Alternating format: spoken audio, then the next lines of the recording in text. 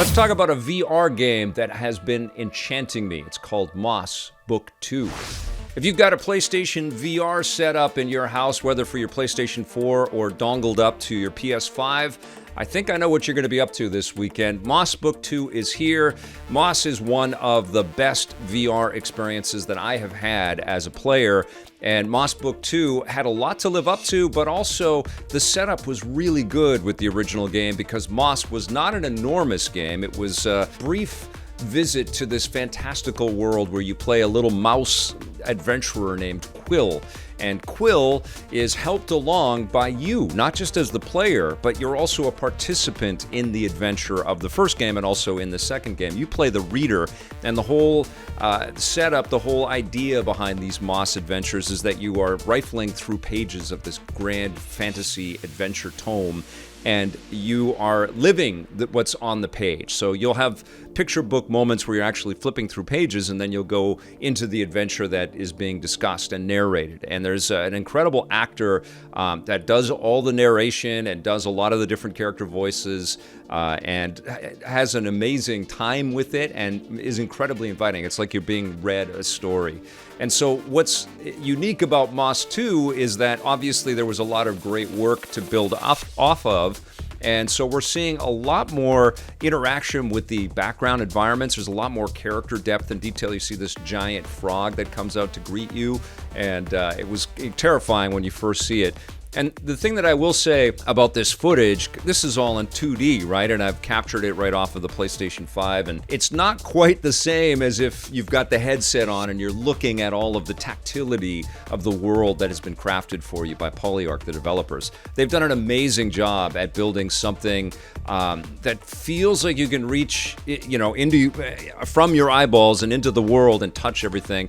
But they also give you that experience as well because you play this character in the story, the reader, that actually does interact with objects in the world. You see that I had to push it forward in order to take control of the door and pull it open. And you see in this little one, I'm grabbing an enemy that I've been fighting as I'm moving the sticks around on the controller, but I also can actually move the controller by pressing the triggers down, and I drag this creature that I'm fighting over to this switch to open the door for me. And there's lots and lots of instances throughout the game where it's a little bit of you're moving the controller and you're using the thumbsticks. And it sounds like it would be cumbersome, but it's so elegantly made and it's so inviting. The whole world of Moss. And, honestly, you're not going to want to dive into Moss 2 if you haven't played Moss 1, and it's so worth it. The thing about Moss Book 2, though, is that obviously it's just launching, and currently it is a PlayStation VR exclusive. It's not available for any other VR platforms. The original Moss is available on a bunch of different platforms, including Oculus Quest. But what is achieved with this game is obviously an enhancement visually. You can see lots of beautiful details as you enter the castle. You can see all the ferns, and you can slice all the grass with your tiny little sword. And everything just feels like it might be poking you in the eye. And the cool thing about playing this reader character in the game with your headset on is that you're actually in the world with Quill. So it's not just the camera like it is in Lucky's Tale. There is an element of being able to, look at reflections and stuff. Here's a fantastic sequence right here where Quill walks over to this broken mirror, and as the camera pivots, you kind of recognize, you see something, and that is actually you that you are looking at with the headset. And it's a bit eerie, it's a bit discomforting, but it's also incredibly powerful because you honestly feel like you have influence on what happens and what transpires and how this little mouse gets taken care of in a really profound way that only virtual reality can deliver. And I think that's one of the core conceits and core, wins of this game, is that there's a lot about it that could exist in two-dimensional space and still be really well-crafted and really fun. But because the developers that are all vets, by the way, they're ex-Bungie and ex-Rockstar developers, so they have a lot of experience, but they thought it through. They really thought about how you are going to inject yourself into the game world. And so you will manipulate, giant pieces of the puzzle to allow Quill to maneuver from space to space. There's a section in there where you get the ability to kind of bring life back into this wooded area that you traverse through, which is really cool. And you can create a bridge, and you just sort of grab it with a couple of the trigger buttons and you pull the bridge across. So it's really kind of showing you what you can do in this world. Now, we've done these kinds of things in 2D games for a long time, but it feels so palpable in VR. Quill also picks up a bunch of brand new abilities, and I'll show off one right here. I'm trying not to spoil too much in the story because there are some nice twists and turns and some shocks. It's not all happy adventuring. There's some sad elements in here too, but she gets this kind of flash zip ability where you press on both trigger buttons after she's put her sword up in the air, and you can zip across, open spaces and stuff. You can also use it while you're trying to solve a puzzle, like you see me here right now. I'm trying to hold this swing that you can actually grasp by pressing down on the trigger buttons. I'm trying to push the swing a little bit closer to the platform, and then I'm going to do the zip move. So I'm in control of every element here, even though it looks like I'm just using the swing or something like that. There's some new skills that you have to pick up as a player. It is very intuitive, and I have to commend Polyarc for making it as with the first game, and again here with Moss 2, to make it such a low barrier to entry. You are going to be able to conceptualize what you have to do, and you're going to be able to deal with it. And of course, one of the cool things that you can do with this zip move is you can use it as an attack. And so there's enemies that you're going to fight. I would say that it's a bigger emphasis on exploration and puzzle solving than enemy attacks. But they have you are threatened, and there are things that will hurt you and take you out of the game. You also can't go swimming, so if you fall in the water, it'll give you a quick restart. The checkpoint system is really friendly to the player. The whole thing is honestly, it's like a big hug. Even when you die or get hurt quite a bit, one of the things that you can do as the reader is you can grab Quill and pick her up and give her a little bit of health, and you can see that she gets a nice big hug from her uncle. And that's the other cool thing about this game too, is that there's a beautiful sense of detail in the title, and you have control of the camera, so you can tilt your head right in and push your head right into the moments, and it's like you can zoom in and do whatever you want to do in real time as you're playing the thing. It's really a beautiful, beautiful experience. Now, the thing about the first game is that myself and many reviewers out there really complained about the brevity of the game. It was more experiential, like a lot of VR games in general. It was more like, let's show the themes and let's show some cool gameplay models and modes, but then we're not going to overstay our welcome. Partially because I imagine development on a VR experience is incredibly elaborate and complex, and probably a lot more work than we can imagine.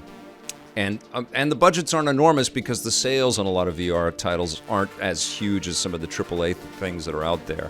So Moss was an incredible short experience, and everybody wanted more at the end of it, including myself. And that was really the only knock.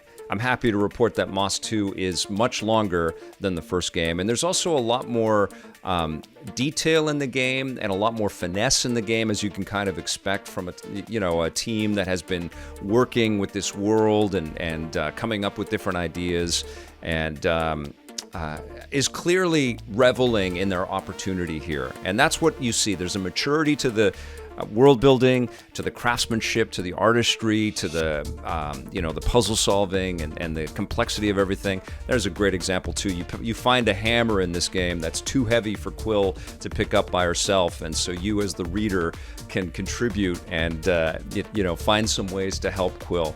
It's such a freaking cool experience. Is it the best VR game that I've played so far? It's up there.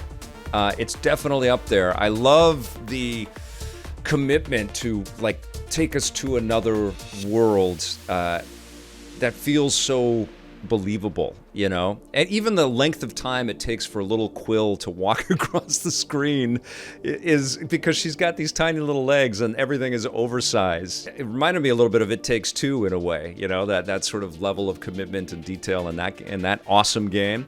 There's a little bit of that in this one as well, but she'll take forever to just walk across the screen, and she finally leaves.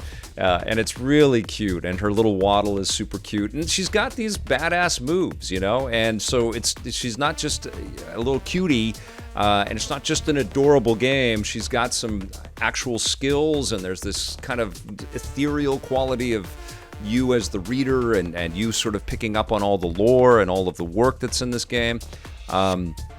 Yeah, it is a marvel. It is an absolute treat, and honestly, like a no-brainer for anybody that has a PlayStation VR headset right now.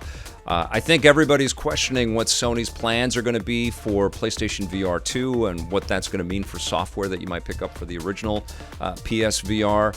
Hopefully they're not going to make any kind of a boneheaded decision where PSVR 2 won't play PSVR 1 titles, but this will clearly be a standout experience when you play this on a headset with even more expanded resolution and less cumbersome. Because that was playing the game, the only cumbersome thing about it for me was setting up the PlayStation VR on my PlayStation 5 with the USB dongle and all of the extra cables. Thankfully, I'm using the controller and not the Move controllers. But I did find that the headset was so freaking comfortable to apply. You know, I've been playing a lot of Quest 2, and that's an incredible VR platform, but the headset is not as comfortable because it's a little heavier than PSVR 2, PSVR. So it was, you know, all in all, a joyous escape, and a really mature and really well-made, beautifully polished escape. I just think this Moss world that Polyarc is building is some of the best gaming you can have right now. And it's a little unfortunate that it's all locked to VR, because I feel like there's room for these characters and this world building to exist in 2D and across a bunch of different platforms. But I also, I applaud and salute the commitment to VR to make stuff that is this solid for VR players out there. So I suspect if you have PlayStation VR, this is going to be a must-play for you. And definitely keep this game and this franchise, on your radar, because one day you will make a jump to some kind of VR platform, likely if you're watching Electric Playground. And Moss 2 should be at the top of your list for pickups. I'm going to give Moss Book 2 a 9 out of 10.